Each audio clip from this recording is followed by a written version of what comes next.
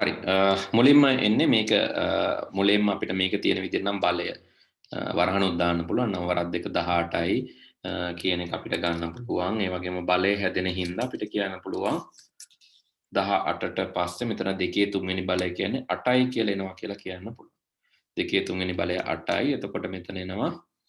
18 ධන 8 කියලා ඊළඟට අපි පිළිවෙලට හදාගෙන යමු අපහු මෙතන ඉඳන්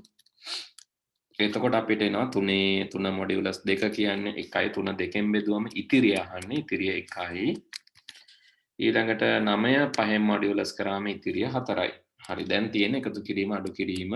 4 එකතු කිරීම 1 කියන්නේ 5යි 5 ඍණ 18 කියන්නේ ඍණ 13යි ධන 8 කියන්නේ ඍණ 5යි ඍණ 5 ඍණ 4 කියන්නේ උත්තරේ වෙන්න ඕන ඍණ 9යි හරි ඉතින් අපි හදලා බැලුවොත් මේ තියෙන උත්තරේ ඍණ 9 ඒ විදිහට තමයි කියන්නේ